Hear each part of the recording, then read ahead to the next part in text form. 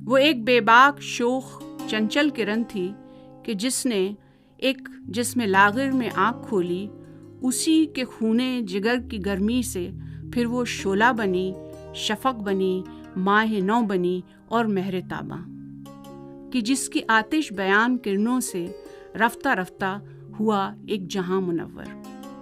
कभी वो आतिश फिशा नदी थी, कभी वो सैलाब नूर था, कभी धूप का समंदर। मगर वो लागिर बदन जजीरा न था, मिनारा था रोशनी का, कि जिसकी हद्दे नज़र में बहरे बेकरां की मौजों का जीरो बम था।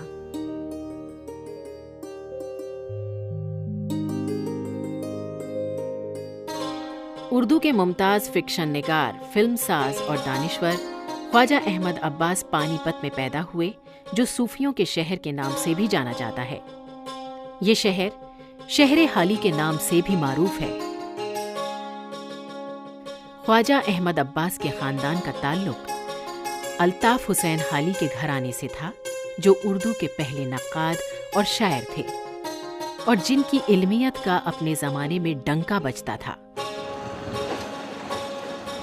ख्वाजा अहमद अब्बास पानीपत से आला तालीम के लिए अलीगढ़ मुस्लिम यूनिवर्सिटी आ गए और यहाँ से हुसूल तालीम के बाद जादू की नगरी मुंबई पहुँचे, जहाँ वो जिंदगी के आखिरी दम तक रहे। यहाँ उनकी अदब व सहाफत और फिल्म से बरसों वाबस्तगी रही।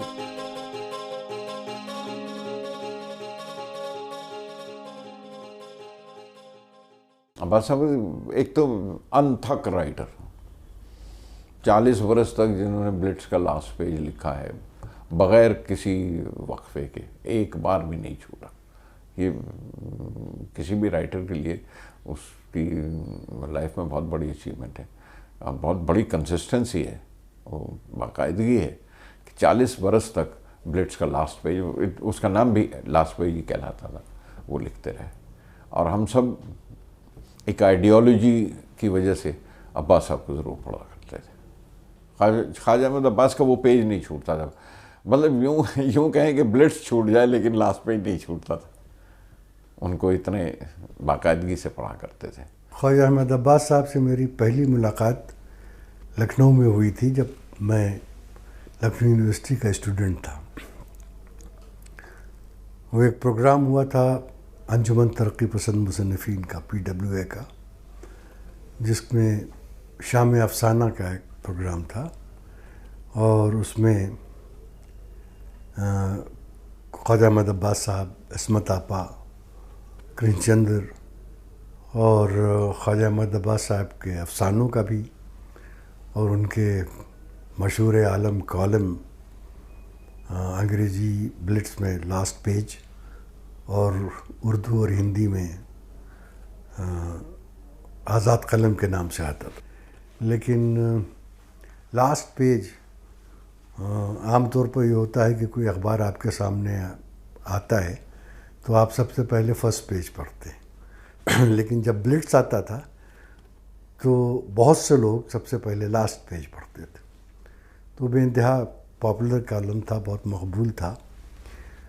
और उसके बाद जब मैं ब्लिट्स की मुलाजमत में सब एडिटर बनकर यहाँ आया तो फिर उनसे मुलाकातें मुसलसल होने लगी।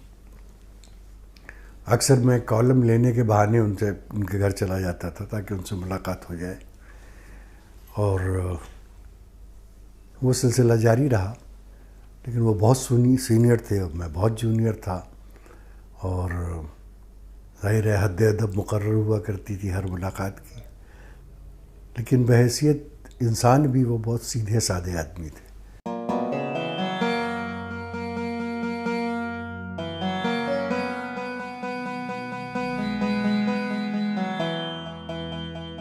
मुंबई में क़याम के दौरान उन्होंने 70 से ज़्यादा किताबें लिखीं। उर्दू, अंग्रेज़ी और हिंदी, इन तीनों ज़बानों में उन्होंने खामा फरसाई की। उनकी किताबों में दो बूंद पानी, मुहिब्बी, मुंबई माई Mumbai, The Gun and Other Stories, The Black Sun and Other Stories, Barrister at Law, गेहूं और गुलाब वगैरह काबिल ज़िक्र हैं। उनके शोरे आफाक नॉवल इनकलाब को अदबी हलकों में खूब सराहा गया। उसका दूसरा हिस्सा अरसे बाद the world is my village के नाम से शाया होकर मंजर आम पर आया। वो हफ्त रोज़ा बिलेट्स से भी वाबस्ता रहे और ज़िंदगी की आखिरी सांस तक उन्होंने इसका आखिरी सफ़ा लिखा। बिलेट्स में शाया शुदा उनकी तहरीरों का एक उम्दा इंतखाब ब्रेड, ब्यूटी एंड रेवोल्यूशन के नाम से इशाअत पजीर हुआ। मैं अब्बास साहब के फ़िक्शन का बहुत आशिक़ नहीं हूँ और मैंने उनकी किताबें अंग्रेज़ी में पढ़ी, उर्दू में भी पढ़ी, नावल भी उनका पढ़ा और कहानियाँ भी पढ़ी। तो उसका एक सबब तो बहुत बड़ा ये था कि अब्बास साहब के ज़माने में गैर मामूली सलाहियतें रखने वाले फ़िक्शन निगार पैदा हो गए थे। भाई मंटो हैं, बेदी हैं, कृष्णचंद्र हैं, जबकि कृष्णचंद्र का जादू भी बाद में टूट गया। इसमत चुगताई हैं, ग़ुलाम अब्बास हैं, मुमताज़ मुफ्ती हैं और कहना चाहिए हयातुल्लाह अंसारी हैं। तो अब्बास साहब का मामला ये रहा कि अब्बास साहब ने अपने आप को बिखरा बहुत लिया था। फ़िल्म है, जर्नलिज़म है, जर्नलिज़म में भी अंग्रेज़ी जर्नलिज़म, उर्दू जर्नलिज़म। मुझे याद है कि जब हम लोग स्टूडेंट थे इलाहाबाद यूनिवर्सिटी में तो लास्ट पेज ब्लिट्स में आया करता था अब्बास साहब का। मैंने तो लास्ट पेज पढ़ने के लिए ब्लिट्स उस वक्त से ख़रीदना शुरू किया था। अब्बास साहब ने उर्दू में आज़ाद कलम शुरू किया था उसी वक्त। तो अब्बास साहब का तो सोचिए इप्टा में कितना काम उन्होंने किया, इंडियन पीपल्स थिएटर्स का जो मूवमेंट कहना चाहिए पूरा।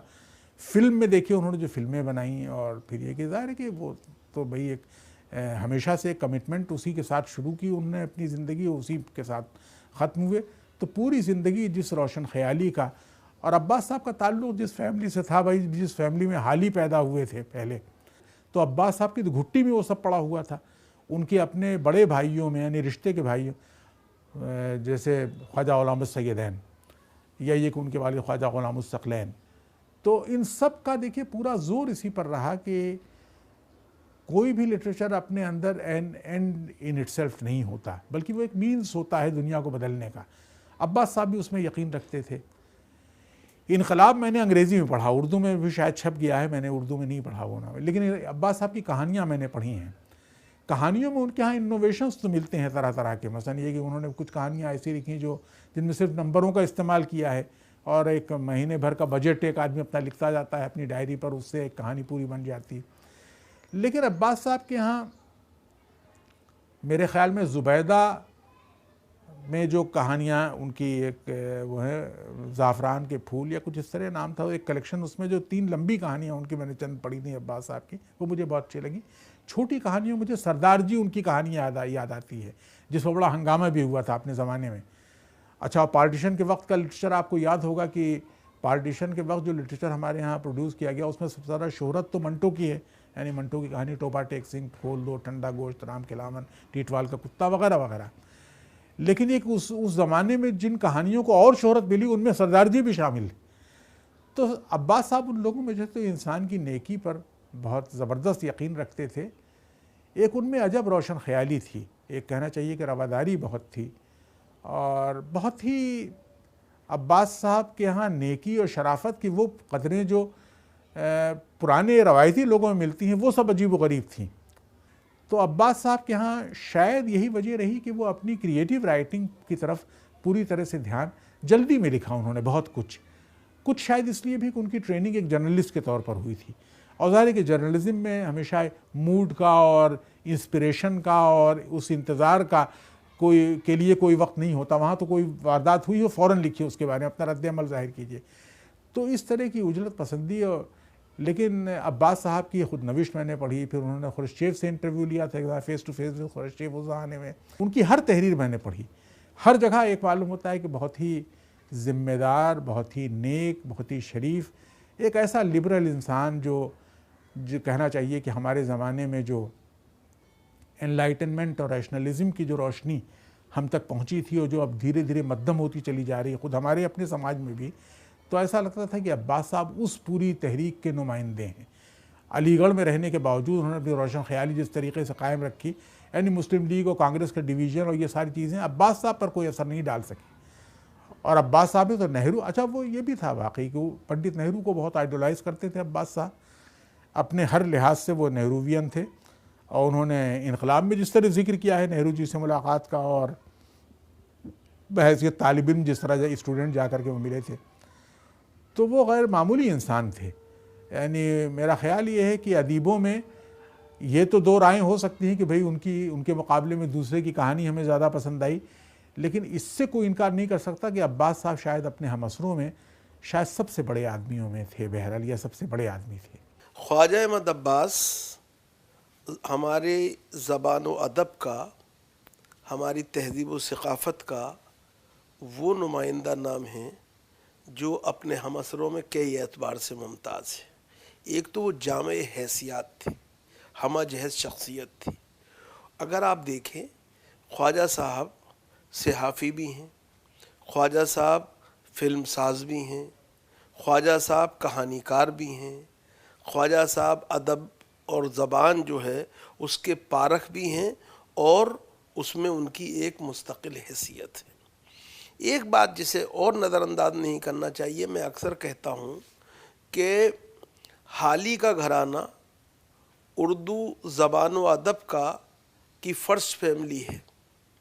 सर सैयद की रिवायत को उनके ख़ानदान वालों ने वो तोसी नहीं बख्शी, शिबली के ख़ानदान ने उनकी रिवायत को आगे नहीं बढ़ाया, लेकिन हाली उन खुश नसीबों में से हैं। पानीपत का घराना वो है जिसकी मुख्तलिफ़ शाखों ने ज़बान व अदब पर अपने गहरे नक़ूश मुर्तसिम किए हैं, और ख्वाजा अहमद अब्बास उनमें एक गैर मामूली अहमियत का नाम है। ख्वाजा साहब ने हमें जो फ़िल्में दी, जो कहानियाँ दी, जो मुकालमे दिए, वो अपनी जगह ख़ुद एक दबिस्तान है। और जब हिंदुस्तानी फ़िल्मों का 100 साल का इतिहास सही तौर पर रकम किया जाएगा, तो जिन लोगों का नाम उसके अंदर सुनहरी हरफों से लिखा जाएगा, उनमें ख्वाजा साहब भी होंगे। हवा की मानिंद था वो आज़ाद, बादे सबा की मानिंद निखतों का पयाम्बर था। कभी वो आवाज़ बन के गूंजा, कभी वो अल्फाज बन के तड़पा, कभी वो सूरत गरी की दुनिया में एक तलवार बन के लपका, कभी वो ऐवान फ़िक्र नौ में कलम का एजाज बन के चमका, कभी वो एहसास के सफ़ीने में शोलाजन पानियों से गुजरा। ना उसने जुल्मत से हार मानी, ना उसने कड़वी हकीकतों से नज़र चुराई, ना उसने शोहरत की आरज़ू की, ना उसने सरवत की जुस्तजू की, कि उसकी रंगी मिजाजियों में भी एक रंगे कलंदरी था। मैं समझती हूँ कि मैं खुशकिस्मत हूँ कि मैं भी उनके ख़ानदान की एक रुकन हूँ, और मैंने जिस तरह से उनको बचपन में देखा और जिस तरह से मैंने उनसे सीखा, तो he was a big source of inspiration for everybody in the family. मौलाना हाली के ख़ानदान की रिवायत का एक बहुत बड़ा वो रुकन थे, और ये रिवायत उन्होंने कायम की जो ख्वाजा अहमद अब्बास, ख्वाजा ग़ुलाम सैयदैन, ख्वाजा ग़ुलाम सकलैन, खुद मौलाना हाली, उसके बाद उनकी पोतियाँ, नवासियाँ वग़ैरह, ये सब लोग जो हैं ये हाली के ख़ानदान की रिवायत को कायम रखे हुए हैं ये लोग। ख्वाजा अहमद अब्बास एक पहलूदार शख्सियत के मालिक थे। वो एक मल्टी टैलेंटेड पर्सनालिटी थे, और ये कहना गलत नहीं होगा कि वो अपने आप में एक इंस्टीट्यूशन थे। मेरा उनसे ताल्लुक़ जो है वो बहुत गहरा ख़ानदानी ताल्लुक़ है। वो मेरे अम्मी के मामू हमारे महबूब नाना थे, और हालांकि वो हमारे नाना थे, लेकिन हम उनको मामू बाछू ही कहा करते थे, क्योंकि उनको ये पसंद नहीं था कि कोई उन्हें बहुत ज़्यादा बुजुर्गी से ख़िताब करे। तो अक्सर ये हमसे कहा करते थे कि हम जब मामू बाछू कहते थे तो अक्सर ये कहा करते थे कि मामू होगा तेरा बाप, मुझे भाईजान कहो। बहुत ही ज़्यादा उनकी एक पर्सनालिटी थी जो बहुत ज़िंदा दिल पर्सनालिटी थी। तो एक तो वो एक तरफ से तो इतने प्रोलिफिक राइटर थे, वो एक शॉर्ट स्टोरी राइटर भी थे, वो सहाफ़ी भी थे, वो स्क्रीन प्ले राइटर भी थे, वो फिल्मों में कहानियाँ भी लिखते थे। ये सारी बातें जो थी उनके अंदर मौजूद थी एक अदीब के तौर पे। उसके अलावा जो थे वो फिल्म मेकर भी थे और उन्होंने उस ज़माने में फिल्में, वो वाली फिल्में बनाई जो कि तस्वुर भी इस ज़माने में नहीं था कि आर्ट फिल्म क्या होती है। उस ज़माने में उन्होंने आर्ट फिल्में बनाई। उस ज़माने में जो आम पॉपुलर फिल्मों का अंदाज था उस अंदाज की नहीं होती थी, बल्कि हकीकत से जुड़ी हुई होती थी। और मसलन ये कि बम्बई में लोग आते हैं तो वो किस तरह से ज़िंदगी गुजारते हैं, बम्बई की नाइट लाइफ जो है वो किस तरह की है, गोवा के अंदर अगर जो लोग सिपाही जाते हैं तो वो किस तरह से जो वहाँ पे लड़ाई करते हैं, अपना पूरा मकसद जो है उसको उसके तहत उनकी एक्टिविटीज़ होती हैं। इसी तरह से अगर वो किसी एक उजड़े हुए उसकी बात करते हैं एक नवाब की, तो उसकी आसमान महल में जैसे है उसकी क्या ज़िंदगी है। तो इस किस्म की जो कि आज़ाद हिंदुस्तान उस वक्त की जो भी स्ट्रगल थे लोगों के, जो भी रियलिटी थी उसको दिखाना, उसको डिपिक्ट करना, ये उनका जो था एक तरह से मकसद हयात था। जो मीटिंग्स होती थी प्रोग्रेसिव राइटर्स की, उसमें अब्बास चाचा, हम लोग अब्बास चाचा ही कहते थे उनको, उनकी आवाज़ बहुत ही शार्प आवाज़ थी और हमेशा मुझे डर लगता था, ऐसा लगता था कि शायद ये डांट रहे हैं लोगों को।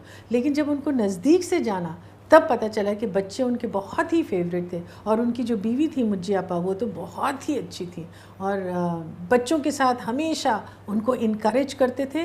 और उनको ये मैंने प्रोग्रेसिव राइटर्स में एक्चुअली देखा है कि वो बच्चों को कभी अलहदा नहीं छोड़ देते थे, बल्कि बच्चों को हर चीज़ में शामिल करते थे और बच्चों की ओपिनियन लेते थे, बच्चों को एक इंडिविजुअल की तरह ट्रीट करते थे। ये अब्बास साहब की एक बहुत ही स्पेशल आदत थी। हम लोग बहुत छोटे थे, मैं शायद 9-10 साल की थी जब चीन का हमला हुआ था और उसके ख़िलाफ़ और हिंदुस्तान के सपोर्ट में अब्बास साहब ने बच्चों का एक क्वायर बनाया था जिसमें मैं भी शामिल हुई थी। और मुझे याद है कि हर संडे को हम उनके घर जाते थे जो कि हमारे घर के बहुत पास था और वो बच्चों को गाने सिखाते थे और हम उनके साथ गाते थे, हमलावर ख़बरदार ख़बरदार, अपना देश बचाने को हिंदुस्तानी है तैयार, ख़बरदार किस्म का। अब मुझे याद है कि वो अपनी चिल्ड्रंस फिल्म एक बना रहे थे, शायद उसका नाम हमारा घर था, और मैं बहुत बन ठन के और कुछ हील्स पहनकर और लिपस्टिक विपस्टिक लगाकर उनके पास गई और उन्होंने मुझे रिजेक्ट कर दिया कि मैं बहुत बड़ी लग रही हूँ उस फिल्म के लिए। तो मुझे बहुत धक्का लगा और बहुत अफसोस हुआ और अपने फेलियर का बहुत बुरी तरह से मुझे एहसास हुआ।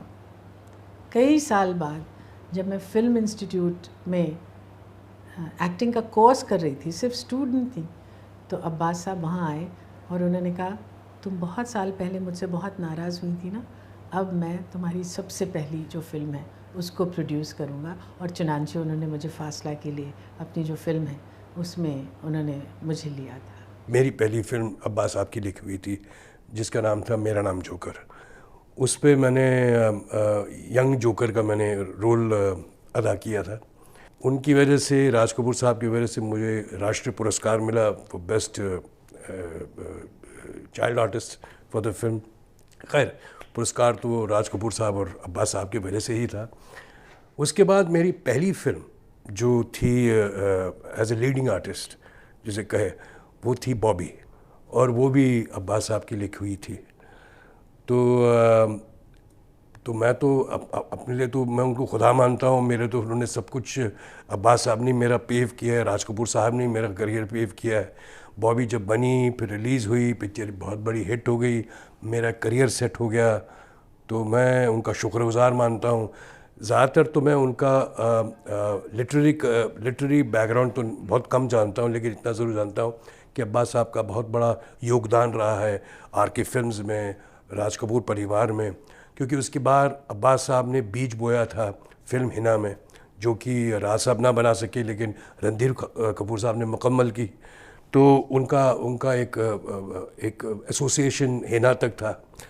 तो वैसे अब्बास साहब ज़्यादातर हमारे आर.के. के ट्रेडिशन में ज़्यादा रहे हैं। पापा ने 4 दिल 4 राहें भी की हैं, मेरे दादाजी पृथ्वीराज कपूर साहब ने आसमान महल की थी फिल्म।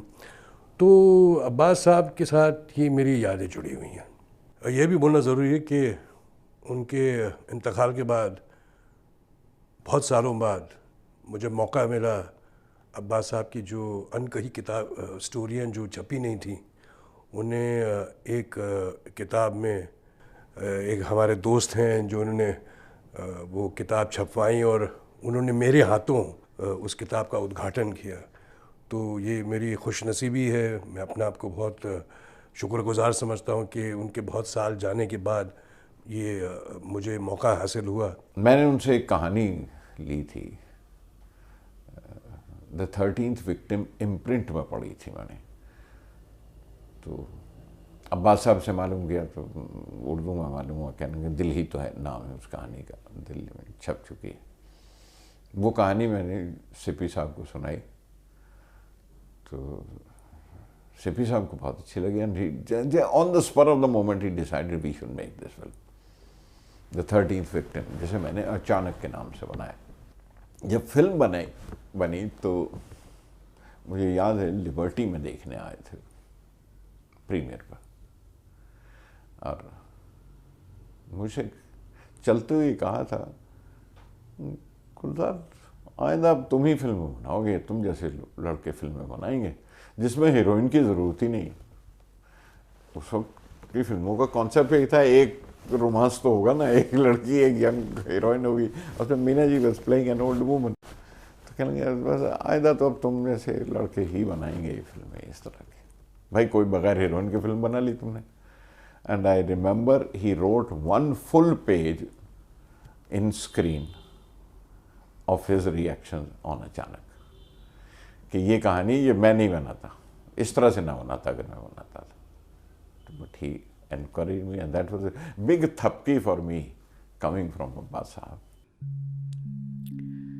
मगर वो आवाज़ अब कहाँ है, कलम का एजाज अब कहाँ है, जुनून का वो साज अब कहाँ है अब वो किरण जो थी जुल्मतों पे यलगार रोशनी की। नहीं, वो माधूम अभी नहीं है, नहीं, शायद यहीं कहीं है, ज़मीं के गोशे में गो नया है, हर एक शय में रवां दवां है। चलो उसी ज़िंदगी के सच्चे हंसी मनाजिर में, फ़िक्रे बेबाक के मज़ाहिर में, तख्लीक के शरानों में, अल्फाज के ख़ज़ीनों में, एहसास के करीनों में, क़ल्बे गुदास की खिलवतों में ढूंढे।